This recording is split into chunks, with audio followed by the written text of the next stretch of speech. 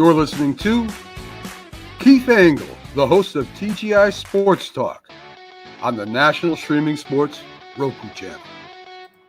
Football season is here, and SeatGeek is my go-to for buying tickets. Now with SeatGeek, every single ticket is backed with their buyer guarantee. We've all had plans change, and when you can't make it to the big game, SeatGeek has you covered. They're the only ticketer that allows you to return your tickets ahead of the event for credit with SeatGeek swaps. So when things come up, I know that my tickets won't go to waste. So what are you waiting for? Download the SeatGeek app to maximize your possibilities and shop live events with confidence.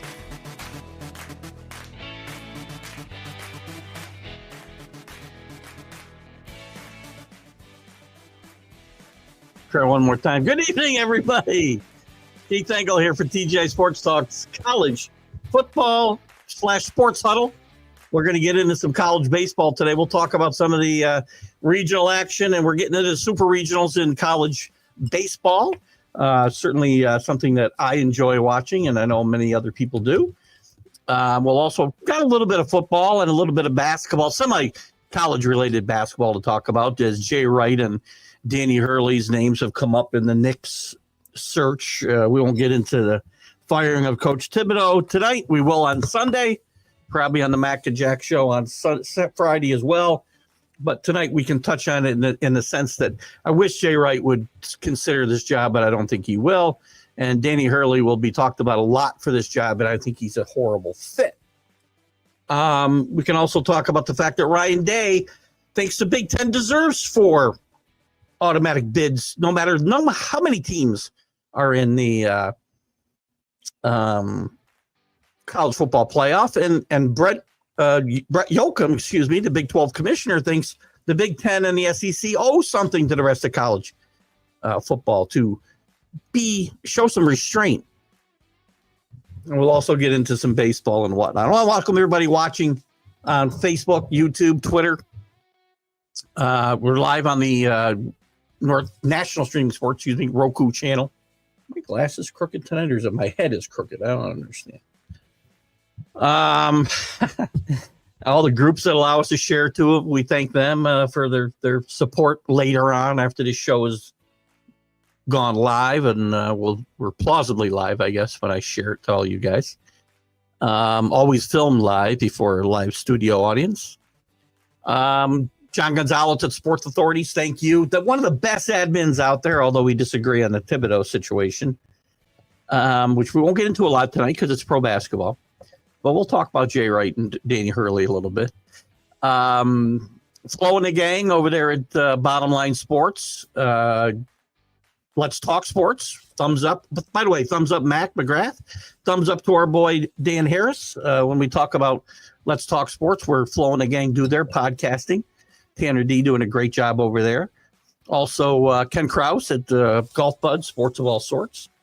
All good. I've got so many great friends in the and all the great these great. I wish I knew the admins of some of the podcast groups that I share to, because they have really boosted viewership tremendously.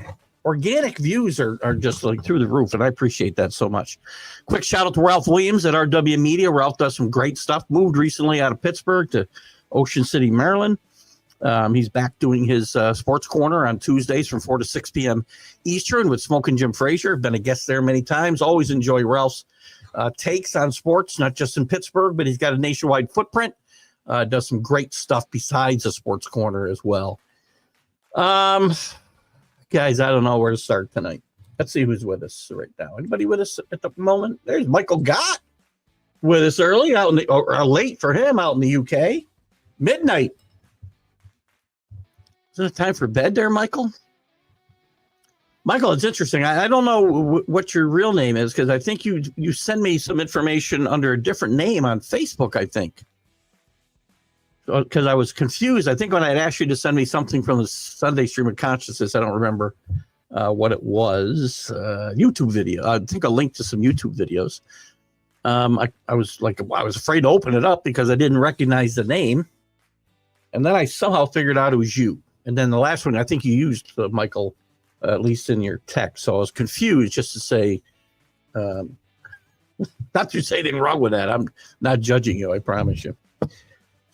Where are we going to start? We're going to start with we'll get to the baseball, but I want to start with a little bit of news that we have in college football, and even college basketball. We can talk about, again, there's a tie to the Knicks firing of Tom Thibodeau and college basketball.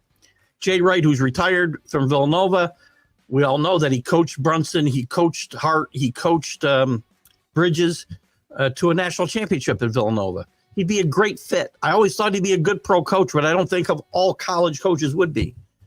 But I think there's no way in hell Jay Wright's going to do this. If I'm the Knicks, I'm going there and I'm throwing whatever I can at him. I don't think he'll take this job. I think Danny Hurley will get mentioned a lot as well. Even John Calipari's name came up. He's not coming here. Or will he be offered the job? But Danny Hurley probably will be talked about a lot, like he was for the Lakers job last year. Knicks can afford to pay him anything he wants. But unlike Jay Wright, I think Danny Hurley is also a great college coach like Jay Wright was. But I do not think he's a good fit for the NBA. So I'll throw that out there. Anybody wants to jump on that, they can certainly feel free to. In college football news, we're going to talk a lot about the playoff situation. We're going to have reseeding next year, so they're going to address that. There's not going to be a lot of there's still some advantage to winning your conference, right? You're going to get in, but the automatic bid will not guarantee you an automatic top 4 seeding. They're just going to have 1 through 12, right? So Notre Dame, theoretically, where they could only have been at best 5th last year, could be number 1, for instance. But Ryan Day is quoted as saying that he believes the Big Ten, and there's several versions of expanding to 16 that they're talking about, right? But regardless, he thinks that the Big Ten, even over the SEC, deserves 4 automatic bids. So last week at their, what did he say? Let me just find out what he said. He said, we're the Big Ten. We're in the Big Ten, and we have 18 teams, some of the best programs in the country. I don't disagree. I feel like we deserve at least 4 automatic qualifiers. Out of 12 teams or 16 teams, I think is what he's really talking about. He talks about how Oregon and Washington, he thinks there would have been 2, if the Pac-12 had stayed together, there would have been 2 teams to get bids out there. And he might be right. Oregon and Arizona State were from the Pac-12 the year before, but I don't know. We don't know how that plays out. And I'm not going to give, because if you give 4 teams to the Big Ten, you're going to give 4 teams to the SEC. And even in a 16-team tournament, you've locked in 8 seeds with 2 leagues. And by the way, his proposal, or somebody, I think it was the Big 10's proposal. Like, they can't count. So how am I supposed to count? 4 to the Big 10, 4 to the SEC, which is 8, 2 to the ACC, which is 10. You see how I'm counting? Isn't this impressive? 2 to the Big 12, which is 12, and 1 to the highest seeded, the 5th highest seeded conference. That's 13. That leaves 3 other bids for other teams. 1, like a Notre Dame. So they're really the only independent to be concerned about, right? I mean, this becomes now, and again, I used to have these arguments on the show with John DeLon all the time that going from 4 to 12 or whatever number we went to or go to would turn it into a participation trophy tournament. And I argued, no, that's not true. The best teams would be represented. But the more you're going to say automatically they get 4 bids, no matter how good the league is in a given year. And I don't care if you got 18 teams, you got 16 teams, you got 12 teams, you got 8 teams. There could be years where you only got 2 good teams.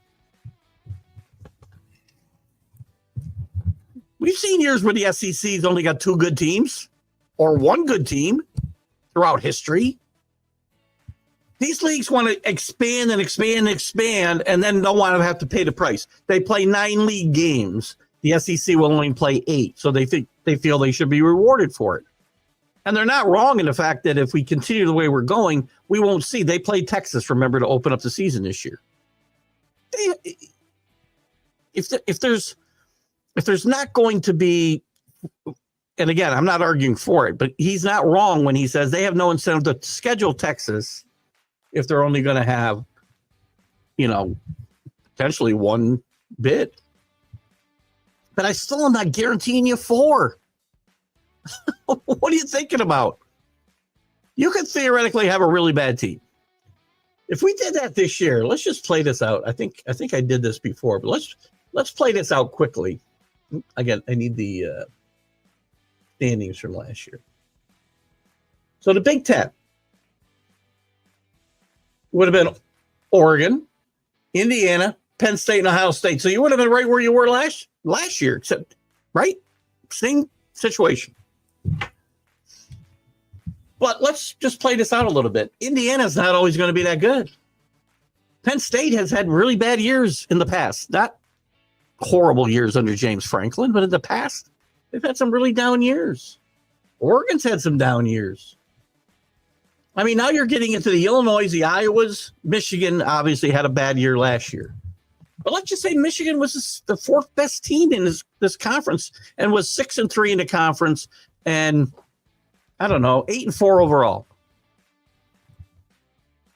They should get in, regardless whether they're even ranked in the top 25. That's what would happen. Well, how about the SEC?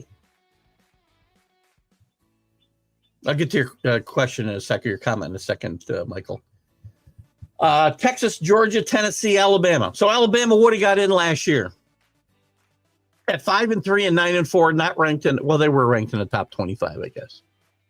But we've seen years where in the past where maybe Alabama or Georgia was the only really, really good team in this conference, followed by an okay Alabama or maybe a Tennessee or an Auburn.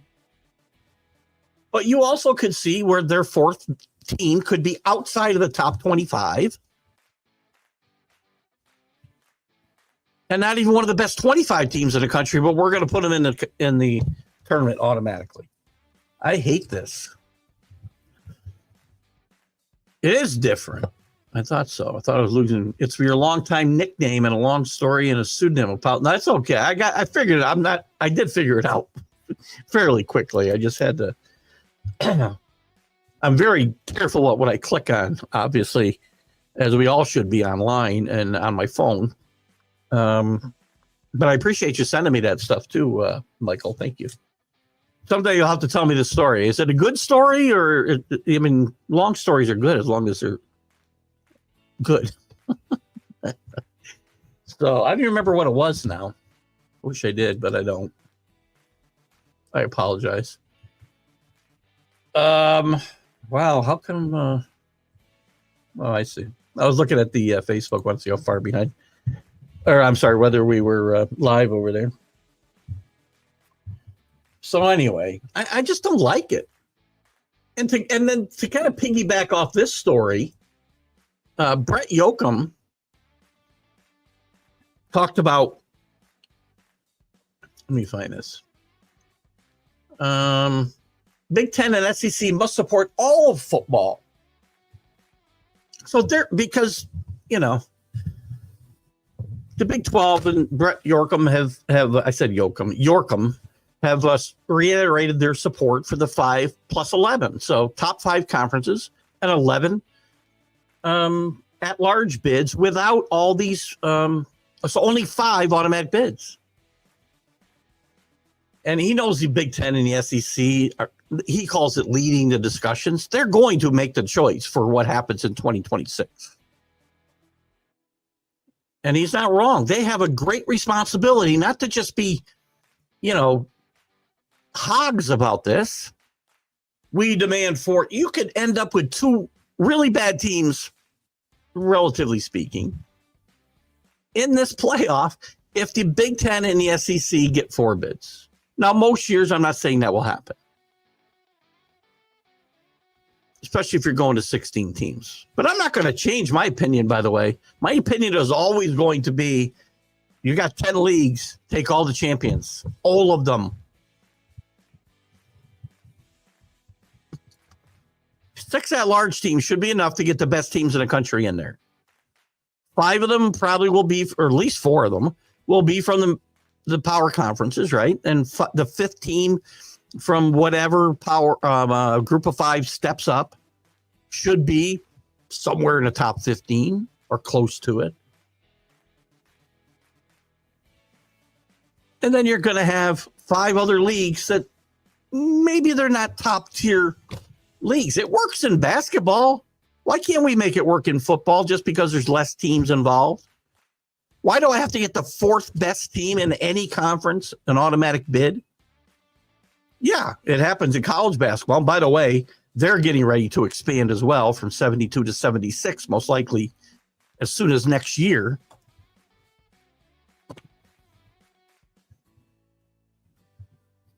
And you may very well have leagues demanding X amount of automatic bids there. And I think it's ridiculous. You do not know what's going to happen from year to year. Man, I just can't deal with it. I'll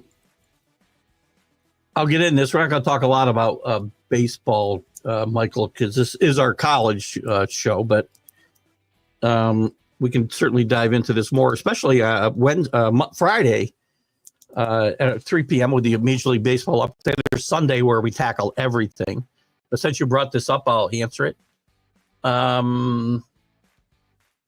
Ohtani could challenge this record. Ohtani could challenge any record right now because the Dodgers have that much depth around him. And I feel like I'm still here. Can you still hear the music playing? I apologize. I didn't totally mute this thing. I apologize for that. So I'll answer these 2 baseball comments, but let's try to get back to some college. And we can certainly dive into this more. And I'm happy to dive into it on the MLB update or the Sunday Stream of Consciousness. But Ohtani's really good, and he's playing on a really good team with a lot of guys who can drive him in. He's going to walk a lot. Plus drive himself in probably, 50 times. So, yeah, I think he's got a realistic shot of doing that. Dodgers could set all kinds of records. Apparently, I don't know that. I'll check this information out. We can talk more about that. Like I said, Friday afternoon. Bagwell is a great player. Unfortunately, tagged with the steroid tag.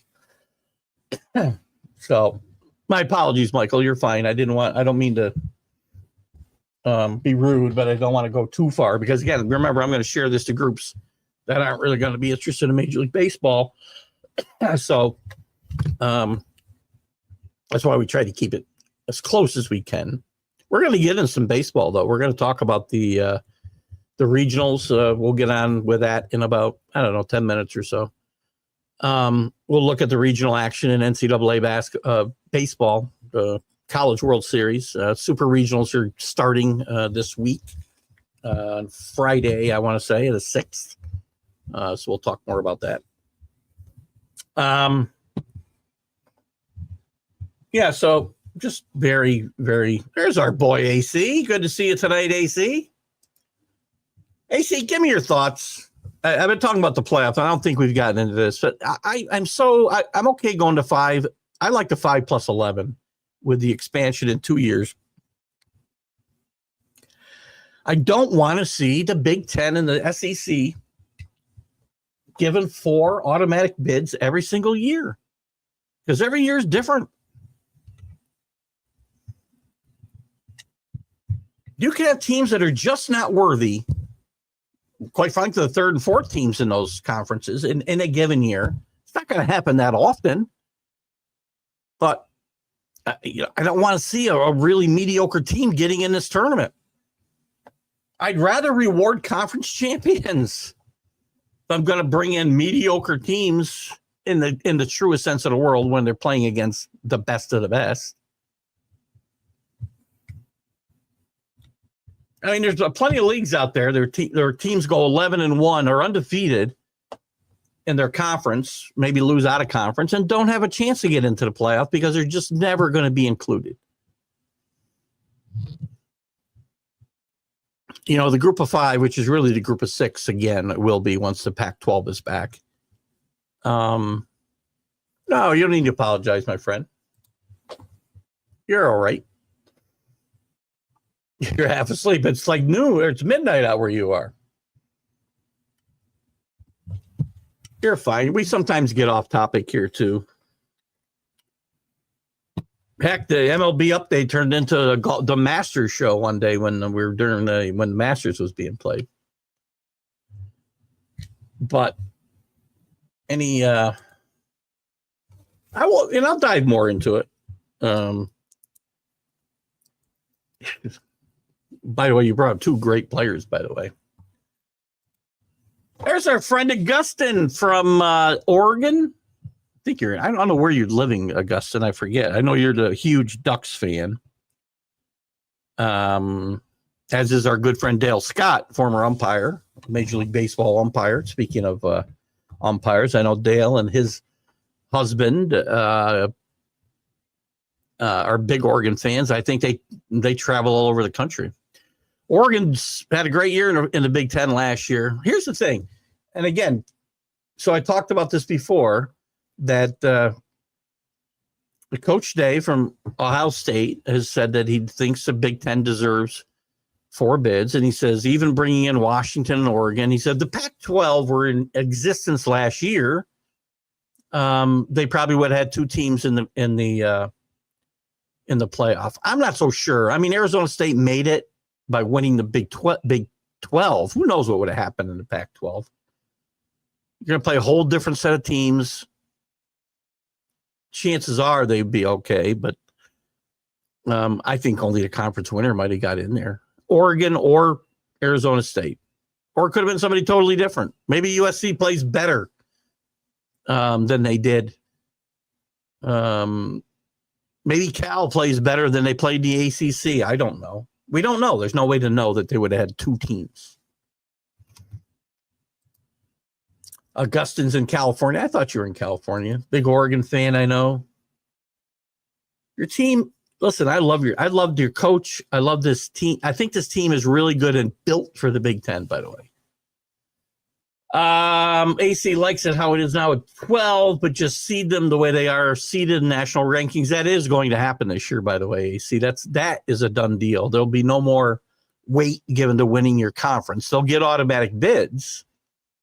The 5 conference champions, right? The Power 5 and the best group of 5 will get automatic bids. But they will not, just because you won your conference does not mean you're going to get one of the top 4 seeds. For instance, Boise State last year, who got a top 4 seed in a bye, would probably have been 11th in the seeding last year. I don't know where they finished, but I think it was around there.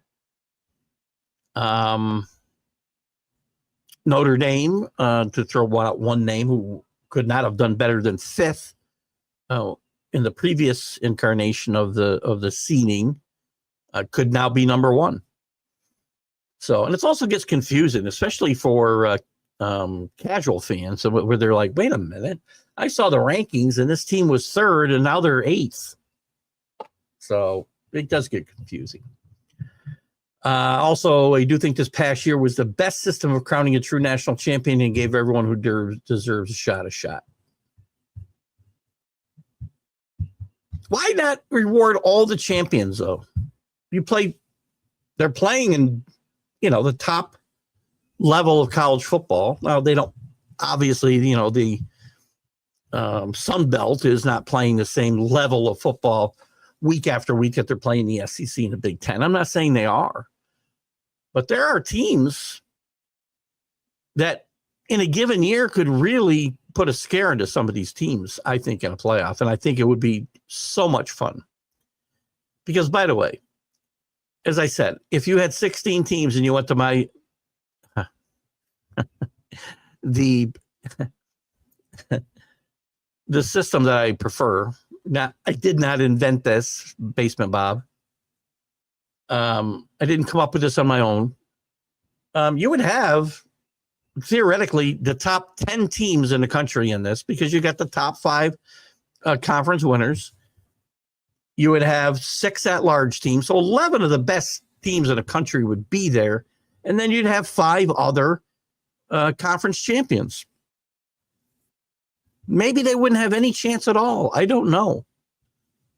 But let them have a chance. Then you got a true chase for the championship. The argument I used to have with John DeLon about this being a participation trophy tournament, you don't deserve to get into the playoff if you're 4th best in your conference, but you're leaving other conference champions home. I understand you have the best league, but you decided to go to 18 teams. Nobody forced you. Nobody put a gun to your head and said, you guys are going to have 18 teams and you're going to play 9 games. Nobody said you had to do that. 9 league games, by the way. So, and I understand that the current system, and even the system I am a proponent of, would possibly eliminate some of the better non-conference games. Because why would Ohio State go out and schedule anybody but cupcakes in those 3 other games? That's Ryan Day's attitude. And I'm not sure this is the best system. I don't know if there is a best system, AC, quite frankly. To be quite honest, there's part of me that would like to go back to, whenever, 1990-ish, when the BCS first came into play, and just go back to letting the polls decide it. Yep. There was lots of controversy, but we talked a lot of college football, and it wasn't about who was going to be the freaking 12th or 16th seed in a playoff. I mean, to have a chance to win the national championship, you needed to be in the top 6 or so on New Year's Day, and all those games got played on New Year's Day, and it was wall-to-wall entertainment for 16 hours, basically. Well, 12 hours. Now, that was far from the best system. But of all the systems we've had up until now, it's still the one I prefer. Maybe it's because it's the one I grew up on. I don't know. Augustin's a fan of Oregon's only. I know Dale Scott, good umpire. Oh, you know Dale Scott, umpire good. I know you're friends with him here on Facebook and whatnot. I've had Dale on the show, interviewed him in his book. Very good book, by the way. Check out Dale Scott's book. The Umpire is Out. And I think he might even have a sequel. We might have to talk to Dale and get him on. I may owe him an apology even. I don't know, but we'll talk about that during the baseball season. Michael Gott says, recently been miffed. Oh, miffed, baby, about the powerhouse to outer house teams and fall. USC and the Canes, about the powerhouse to outer house teams. Is it miffed, Michael? Listen, I'm a Canes fan, so I get it, believe me. And I'll be on at 8 o'clock, by the way. Speaking of the Canes, I know that I'll be on with, 8:30. 8:30, I'll be on with Robert Butler on Sports Scopes. We're going to talk Cam Ward a little bit. And also some other topics. I'm sure Coach Thibodeau will come up and things like that. So, yeah, listen, USC, and I know that, we have a lot of SEC elitists that watch this show, especially when we're during football season. We'll probably go on hiatus, by the way, in a couple of weeks for a little while because summer gets kind of bleak and our diehards aren't here and there's not a lot of news to talk about. So, there was something I wanted to get into tonight, though. I do need to get to the baseball here in a second. So hopefully you guys will stick with me. I thought I found an article I wanted to talk about. Can't find it, though. No, maybe I didn't. Maybe I dreamed it. To your point, USC is really falling. USC is, one of the blue blood programs in college football. The SEC people don't like to admit it. But the problem is the SEC has really only got Alabama, if you want to talk about blue bloods. right? USC's a blue blood. USC was a powerhouse for 2 decades with John McKay. Georgia's had good runs. I would not consider them, and sorry, Rick, if you're here, Sherlock. I wouldn't consider them a powerhouse I'm sorry, not a powerhouse, but a blue blood. Blue blood means you have to have been a great team over a long period of time. USC fits that. Even as a Canes fan, a Hurricanes fan, Michael, they're not a blue blood. They had a 20-year span where they were one of the best teams in the country pretty much year after year. From 1982-ish to around 2002. Before that, they were pretty much irrelevant. And since then, they've been pretty much irrelevant. That doesn't make you a blue blood. You know, the blue bloods are Penn State's a blue blood. Ohio State's a blue blood. Alabama, Michigan. Who else would I give blue blood? Now that I'm on this topic, who else would I give blue blood standing to? I'll get to you in a second, AC, I promise. I mean, early on, blue bloods would have been Army and Navy. Now, they faded over the decades, but early on, they were powerhouses. Didn't sustain it. Nobody in the ACCs is a blue blood. The Big 12,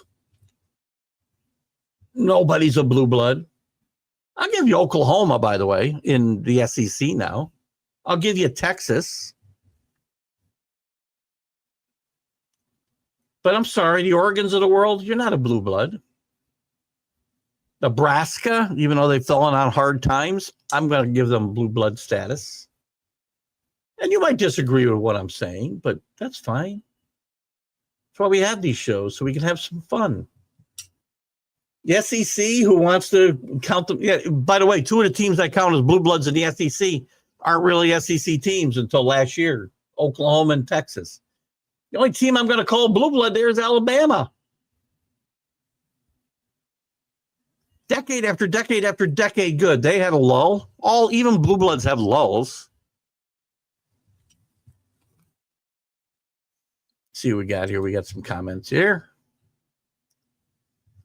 I've watched a few college baseball games over the past few days. So far, so good. Great games with some future MLB players. I love to watch the College World Series. I did watch a few of the conference tournament games of Big East. I watched quite a bit of. And we're going to go through the brackets real quick and give you the winners from the regionals, and who'll be playing in the super regionals starting on Friday. So we'll do that in just a minute. I have a book. You had the book. It's really, really a great book, and he was a fun guest to have on. Good guy. In a similar vein to my last question, you see those teams that that were once powerhouses like USC go through lean moments. Looking from afar and not an expert, it always seems that the Buckeyes are always great. Well, yes, they have a couple. They have a lean year here and there, and they haven't a while. Not since Urban Meyer got there, certainly. But they had some down years. Michigan's had some down years.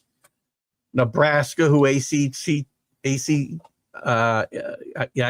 next one I'm going to probably say no. Nebraska, I call a blue blood, even though they've fallen on hard times, similar to what Michael just talked about, right? Nebraska still goes back and had decades under Bob Devaney and then Tom Osborne of great teams. Decades into the 50s, 60s, 70s, 80s, into the 90s. That's a blue blood. Unfortunately, the Canes had 20 years. They aren't. I'm a Canes fan. I'm a realist. Not a blue blood. Florida State, I'm going to say no, because, again, they had one win under Jimbo, but they spent, they were really before like 76. And then it wasn't even until the 80s where they got really good, right? And contended for national championships. They got good in the 70s when Bobby Bowden got there.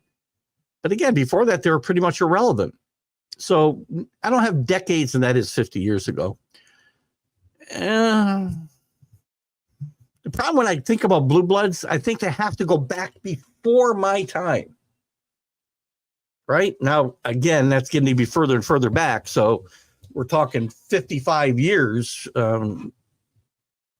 before my time, because I was 10, quite to be in full transparency, not because I'm 55. We'll say 65. You got to go back and have to have been good before 1960 and been good on a fairly consistent basis since 1960, let's say. That's why Nebraska fits that. That's why Oklahoma fits that. Ohio State absolutely fits that, Michael.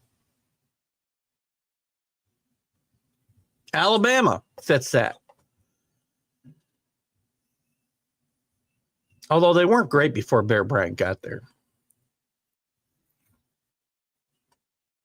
Teams that were good before my time, Army and Navy, like I said, were powerhouses. But since the 60s, no, or early 60s.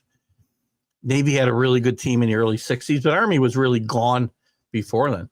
Notre Dame, definitely a blue blood. I don't know how I left them out because I was going through the conferences, I think. Notre Dame's definitely a blue blood. You go back to the 30s, they're winning national championships. So if you're winning championships every decade since I've been alive and before, then you're a blue blood. That's my own criteria, right? But I don't think I'm too far off. Right? And that's why I don't give Florida State the credence that I don't know if you do, and that's why you asked the question, AC. But because they don't predate me, I don't consider them the blue blood. But it's funny is I've used that criteria since I'm 30 years old and I'm 65 now. So it's harder to fit into my definition of a blue blood. Oh, gosh. I mean, there's a lot of teams that have been dominant for a period like, and I put Florida State like in the Miami category. Maybe even better than Miami. They don't have as many national championships, or do they? I don't think they do. But Miami, again, basically 20 years. That's it. Before that, after that, not so good. It's a great topic. It's one I love to dive into. I wish we had a bigger audience tonight to kind of get more opinions on this, but this is what happens in June and July and, you know, the world of college football. We don't get a ton of, we'll get a lot of views. We'll end up with 1,200 views once I share it, but the live portion of the show drags a little bit because I've got to, you know, we make up stuff on the fly to talk about. That's why we take a little hiatus. We'll play some, you know, filler content at 7:00. So, AC's younger than me. A lot more predates me. Well, that's what I was talking about, right?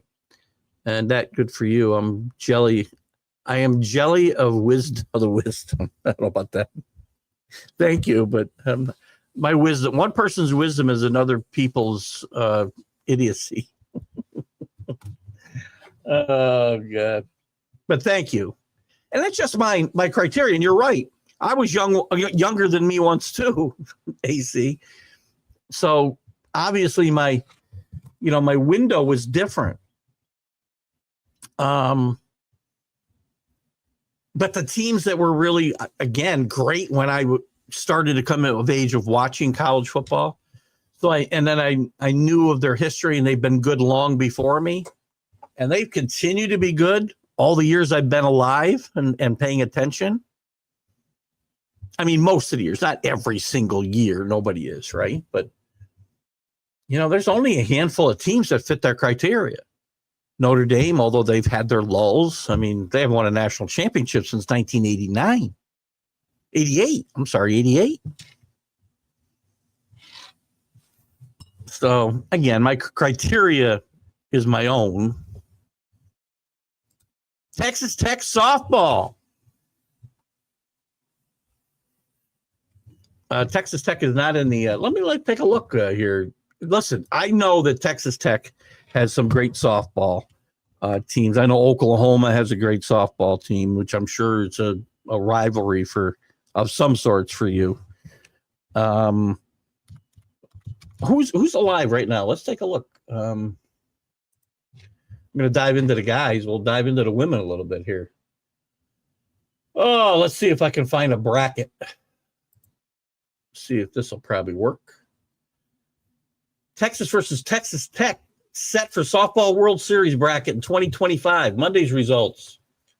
Texas defeats Tennessee. Tech defeats Oklahoma. There you go, 3-2. I was following a tip. I was following a thread on one of the groups I follow when they were talking about this game last night. I know that Oklahoma was leading this game, if I'm not mistaken, for much of the game. So good for them. The World Series finals are set. Game one, I'm going to say it's going to be Texas against Texas Tech. There's a pretty good rivalry. Those games will be, game one will be on the 4th, which is tomorrow. Oh, that's today, 8 p.m. We'll watch that game when we get done with this show. Because there's really no college baseball to watch until Friday. There's LSU was playing today, but the game's probably over. It was meaningless, I think, anyway. I think the field was pretty much set for the Super Regionals. But anyway, game one of the Softball World Series is tonight on ESPN. Game 2 is on Friday at 8 o'clock on ESPN. And game 3, if necessary, will be, well, that can't be right, June 5th. Are they playing a doubleheader?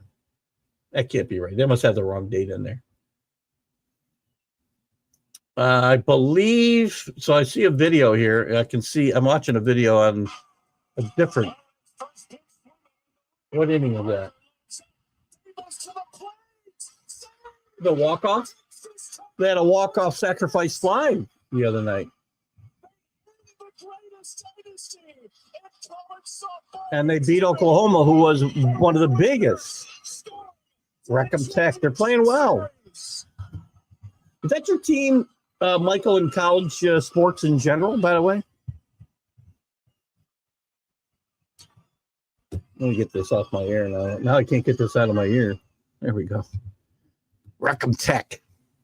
Do I think the changes in college football have been implemented, Keith, to give non-blue bloods a chance? No, I think it's to protect the blue bloods.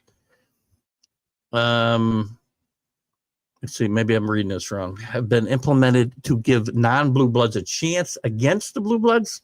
Looking for parity in the game, or has that always been the case? I'd like to see parity, Michael. And Tip, sorry. Oh, that's Michael Gott. Sorry. I got two Michaels going here.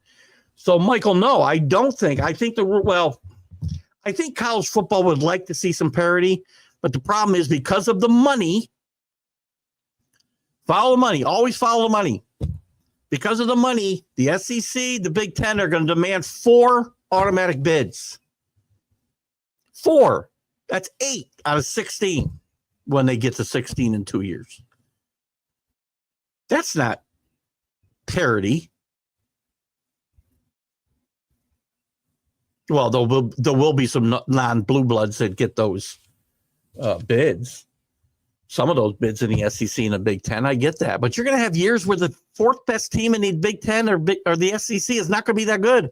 Won't even be in the top 25. Not that often, but it will happen. I would rather see parity. You know what parity would be? Having a true championship tournament with all the conference winners represented. There's only 10. Soon to be 11 whenever the Pac-12 comes back into existence. Expand it if you want. Give 4 buys. Go to 20. Give 4. Well, I don't know if that would work. I got to get to 16. Whatever. There are days I just want to go back to the old bowl system and let the polls pick the freaking winners. Right? Graduated from UTEP, but your family is from Lubbock. So we're all Tech fans. That's, you know what? Some pretty good programs. And by the way, I think it's great news. We're going to look at this. This was this other story that I wanted to touch on. And I'm glad you got me back to where I wanted to go. I've forgotten what I wanted here. Great news, and I'm sure Texas Tech fans will enjoy this. Ronnie Bear, another Ronnie Bear from Amsterdam, New York, my almost hometown. Us Perth guys said we lived, north of the city. When I told my wife I lived near the city, she thought I was from New York City. No, I just hung out in Amsterdam. Ronnie Bear is a transplanted Red Redder fan. As a Tech fan, Tip, what I was going to say is it's good news because Mike Leach needs to be in the College Football Hall of Fame. Am I right? And they did lower the standard to a winning percentage because they had some stupid. Listen, Howard Schnellenberger, in my mind, belongs in a Hall of Fame. Now, his winning percentage is only a little bit over 500, so he'll never get considered. Mike Leach was like at 598 or something.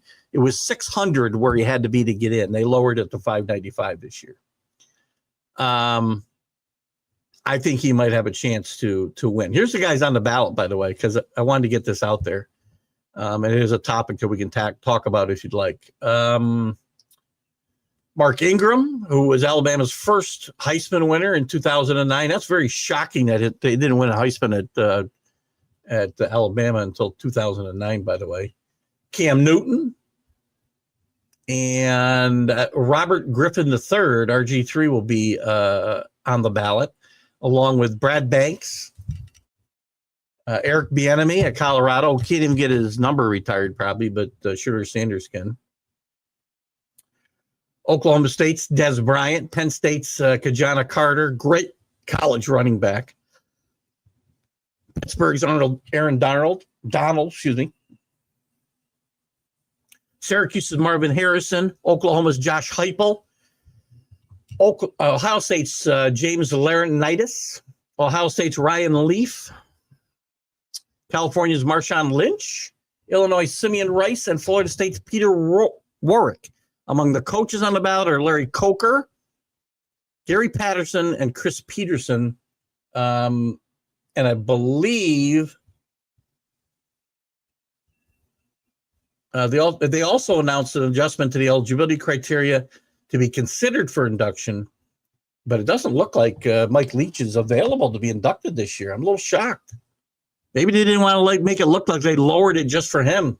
He had a 596 winning percentage. They lowered it to 595. Beginning in 2027. That's why. Mike Leach belongs in the Hall of Fame. Mike Leach, did he win national championships? No. But he took moribund programs. Texas Tech was nowhere. Correct me if I'm wrong, Tip. Texas Tech was nowhere when Mike Leach got there. Washington State was nowhere when he got there. Mississippi State was nowhere when he got there. He brought this air raid offense that he learned along with Hal Mummy from when he was on the staff at Kentucky, I believe, and revolutionized college football with this air raid offense. A lot of teams run this now. The silly criteria that you have to have coached a minimum of. One of the criteria is coached had a 600 win percentage. What's the other one? Is there another? They don't show them here. There's a couple other silly criteria, like you have to have coached 10 years for the same team. I mean, come on. Or have a 600 win. That's just, again, Howard Schnellenberger also changed the landscape of college football at Miami. Jimmy Johnson took it to another level. Without Howard Schnellenberger, there's no Miami program for Jimmy Johnson to go and become a superstar at. None. Just saying. So those are the college football Hall of Fame ballot. This is not the inductees. We'll find out. Oh, I forgot. Ndamukong Suh is also on that ballot.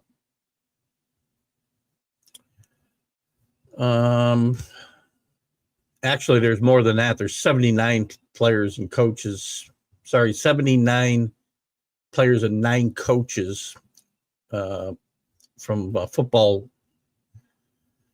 bowl subdivision, and 100 players and coaches from the lower levels. So we'll see. They aren't going to take that many. I'm still shocked that Mark Ingram was Alabama's first Heisman Trophy winner. That's a little shocking, isn't it? So anyway, because of Tip and Ronnie Bear, I'll be rooting for Texas Tech over Texas in this upcoming softball World Series. Let's get to, well, we're not going to talk about the Knicks, that's for sure. We'll probably talk about the Knicks with Robert Butler at 8 o'clock. You know what I'm going to do right now, though, is I'm going to say goodbye to our Roku audience tonight. So if you're watching on Roku and commenting on Facebook or YouTube, go watch us there, because Robert Butler comes on at 8 o'clock, and I want to make sure that we're clear for him. I'm going to dive into some college baseball, and I don't want to inhibit that. So you Roku guys will be live Friday at 3 p.m. Actually, we'll have a encore interview with Mackie Sasser, former Met catcher, at 9 o'clock on Friday morning, 9 a.m. Eastern. And at 3 p.m. we'll be live with the college football huddle. So you can catch us then. And, of course, Sunday we've got the always entertaining Sunday stream of consciousness. So please join us then. You guys in Roku, will see you later. The rest of you stay with me. And we'll look at some college baseball as we go forward here. And I'll be on at 8:30 with Robert Butler as well on Sports Scopes. Looking quickly at the regionals and who came out of each one. The Nashville regional had Vanderbilt,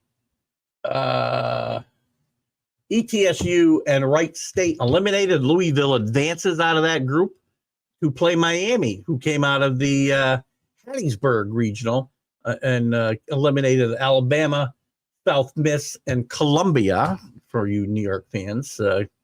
Obviously, hopefully they were able to stem the protesting there. So the U is on to the super regionals against, the Louisville Cardinals. These games, I believe, are 2 out of 3, and they will advance to the round robin college World Series from there. The Tallahassee region, Florida State does advance over the likes of Bethune-Cookman, Northeastern, and Mississippi State. And they will play Oregon State, who moved on at the expense of TCU, USC, St. Mary's. So Oregon State against Florida State. Gotta like Florida State in that group right there. I'm going to get, Michael, I'll get to your comment there in just a second. Football. Back to football. Let me stay on baseball for a second. North Carolina comes out of the Chapel Hill area. They're played pretty much on their home field. They eliminated Holy Cross, Oklahoma, and Nebraska. They'll face Arizona, who beat Oregon, Utah Valley. Wow, Utah Valley. And Cal Poly. Arizona advances to play North Carolina. I got to like Arizona in that matchup, although North Carolina played very well in the ACC this year. Down year for Wake Forest. They did make it to the regionals, but were eliminated in a group that included Tennessee. Auburn comes out of the group. Oh, wait a minute. Coastal Carolina comes out of the group. That included Fairfield, East Carolina, and Florida. They'll play Auburn. Coastal Carolina, good program, not normally seen on the big stage. So I may be rooting for the underdog here against Auburn, who defeated the likes of Central Connecticut, Stetson, and North Carolina State. You move over to the other side of the bracket. Arkansas, a bit of a surprise. They were the 3rd seed. By the way, they're ranked 3rd in the country right now, Arkansas. The teams that I've mentioned so far, by the way, Miami, unranked. Florida State, 9.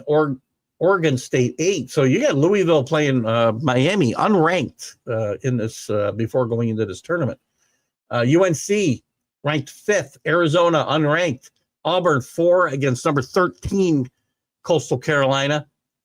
Number 3, Arkansas, comes out of the Fayetteville area, playing at home, basically. Kansas, Creighton, and North Dakota State eliminated from there. Tennessee comes out of the Knoxville group, Miami, Wake Forest. Wake Forest had a couple of really good years, and they've fallen by the wayside a bit. And Cincinnati eliminated there. So you got 3 against 14. Number 6, LSU comes out. They didn't have any losses in this tournament, by the way. Clemson, I don't know what that one is. USC Upstate. West Virginia advances over those teams. LSU, sorry. Rhode Island, Little Rock, and DBU, West Virginia, unranked, will play number 6, LSU. Unranked Duke comes out of the Athens region. Georgia, the home team, eliminated. Binghamton eliminated right here in New York State. Oklahoma State eliminated as well. They'll play Murray State, also unranked. They eliminate Georgia Tech, Ole Miss, and Western Kentucky. Number 15, UCLA comes out of the Los Angeles region, their home region. Fresno State eliminated, UC Irvine and Arizona State. And UTSA, Texas San Antonio, also representing Texas, eliminates Texas. The Huskies, it looks like. I don't know who that is. That's too funny. And Kansas State. So 15th ranked UCLA will play UTSA.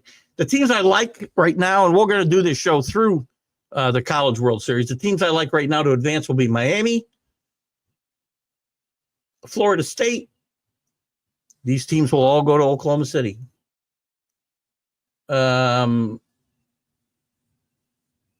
I'll say North Carolina. I'm going to switch that pick up. Coastal Carolina. So there's the 4 teams from that side of the bracket. On the other side, UTSA in an upset over UCLA. Sorry, Danny Fuller. Murray State will beat Duke. LSU will defeat West Virginia. And Arkansas over Texas. That's going to be your group in playing for the College World Series in Oklahoma City. These super regionals, by the way, are best of 3. The regionals were double elimination. So that's where we stand in college baseball. I think they'll be exciting. Watch some games this weekend. These super regionals will start on the 6th of June and go through, I believe, Sunday and Monday. And then next weekend, we'll start the College World Series. Michael Gotts back on football. Top teams in the FPI Natty odds. What's FPI, by the way? Give me a heads up there. To win the odds are Texas, the Canes at 8. Every year the Canes seem overrated. Listen, I love the Canes. I'm still not sold on the quarterback. I'm still not sold on the head coach. This was a year for them to get it done, and they just weren't good enough. Outsiders, Auburn better start winning for Hugh Freeze's sake. Michigan and Oklahoma. Oklahoma, another team that needs to do well to be able to keep their coach Venable employed as well. Much talent there for that team to keep going 6-7, 7-6. He needs a playoff appearance soon. So, well, guys, you know what? We're going to wrap it up a little bit early tonight because I've got a situation I have got to deal with something at the house here. So we're pretty much out of content for right now. I'll be on at 8:30. Check us out with Robert Butler. I'll be on at 8:30 with him. We're going to talk some Ward. I know not Ward. Cam Ward, and some other topics. I'm sure the Knicks will come up. So maybe some baseball and the Yankees. So always have fun with Robert. Join us then. For now, Keith Engle out. You'll catch me on the Mac and Jack show Friday morning. We'll have the MLB update live, and we have an encore interview with Mackie Sasser at 9 a.m. Friday. So you guys have a great night. Have a good one. See you later, Michael. Bye-bye.